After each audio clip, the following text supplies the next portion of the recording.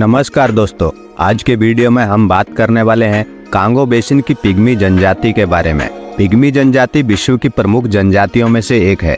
Pygmy जनजाति को Negrito के नाम से भी जाना जाता है। इन्हें सर्वाधिक आदिकालीन मानव कहा जाता है क्योंकि विकास की प्रक्रिया में ये लोग सबसे पीछे रह गए हैं। ये लोग ज्यादातर शिकार पर ही निर्भर हैं। विकास की प्रक्रिया में बहुत पीछे रह जाने के कारण इन लोगों में कृषि, पशुपालन, स्थायी निवास, सामाजिक वर्ग, तकनीक आदि का भी अभाव पाया जाता है। पिग्मी जनजाति के कई वर्ग हैं जो अफ्रीका के अलग अलग क्षेत्रों में फैले हुए हैं। कांगो बेसिन के पिग्मी मुख्यतः मछली मारने और पशुओं को पकड़ने पर निर्भर हैं। ये मुख्यतः खानाबदोश, शिकारी और खाद्य संग्राहक जनजाति है। पिग्मी जनजाति अफ्रीका के विभिन्न भागों में फैले हुए हैं और इन्हें पूर्वी पिग्मी, केंद्रीय और पश्चिमी पिग्मी वर्गों में विभाजित किया जाता है। अफ्रीका के पूर्वी पिग्मी, जिन्हें मबूती कहा जाता है, जायरे देश के इतूरी वन प्रदेश में निवास करते हैं। केंद्रीय पिग्मी वतवा कांगो गणराज्य में फैले हुए हैं। इस वीडियो में हम पिग्मियों के जिस वर्ग की बात करने वाले हैं वह है वतवा, जो कांगो गणराज्य के क्षेत्र कांगो बेसिन में निवास करते हैं। पिग्मियों का यह समूह जायरे की कीव झील के चारों ओर के मैदानों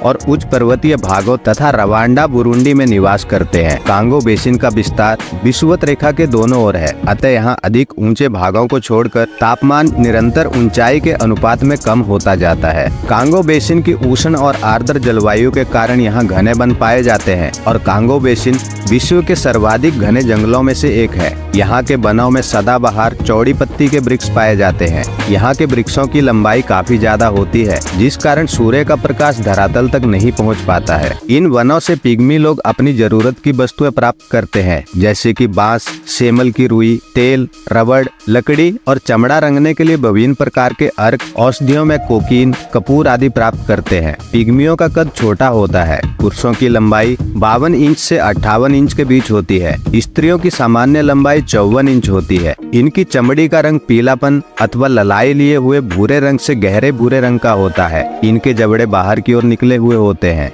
नथुने चौड़े और नाक चपटी होती है। आंखें बड़ी और बाल काले छल्लेदार होते हैं। पिग्मियों का मुख्य कार्य शिकार करना और वनों से खाद्य वस्तु एकत्रित करना है। ये लोग अधिकतर छोटे शिकार ही करते हैं और साथ ही अनेक प्रकार के बेर, फल, पत्तियां, कंदमूल और कीड़े मकोड़ों को इकट्ठा करते हैं। रतालू पिग्मियों का मुख्य भोजन है। भोजन सामग्री एकत्रित करने का कार्य स्त्रियां करती हैं। पिग्मी लोग शिकार करने के लिए वृक्ष की लचीली टहनियों से बने धनुष और विष लगे बाणों का इस्तेमाल करते हैं। तीर की नोक पर लगाया जाने वाला विष वृक्षों से निकाला जाता है और इन वृक्षों पर व्यक्तिगत अधिकार होता है। कुछ पिग्मी शिकार करने के लिए अपने साथ कुत्ता भी रखते हैं। ये लोग चूहे, गिलहरी, पक्षी, छिपकली, बंदर और जंगली सुअर आदि का शिकार करते हैं। पिग्मियों का शिकार अनियमित और केवल छोटे पशुओं तक ही सीमित रहता है। पिग्मियों के औजार बहुत ही साधारण और सीमित होते हैं। इनका मुख्य औजार लकड़ी से बने धनुष बाण होते हैं। ये लोग बांस की फलक को आग में तपाकर कठोर बनाते हैं, जो कि बांस आदि को काट सकती है। इसकी धार काफी समय तक रहती है और इसकी सहायता से ये लोग अपने औजारों को बनाते हैं। ये पत्थर से बने औजारों का भी इस्तेमाल करते हैं, किंतु वे सभी अविकसित होते हैं। कांगो बेसिन का धरातल कम ऊंचा होने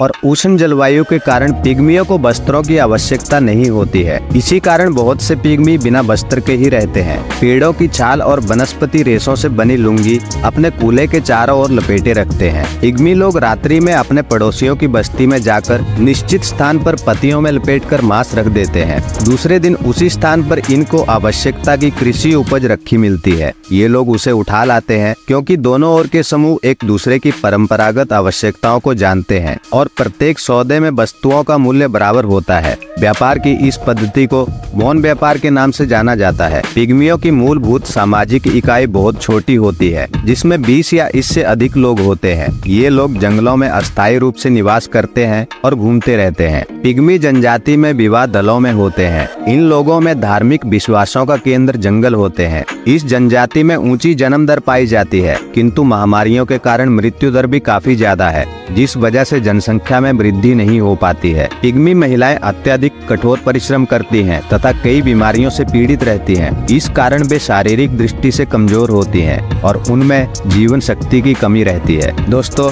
पिग्मी जनजाति के बारे में ये थी कुछ रोचक जानकारी। अगर वीडियो अच्छा लगा हो तो वीडियो को लाइक करें और चैनल को सब्सक्राइब करें। मिलते हैं अगले वीडियो में एक नई जानकारी के साथ।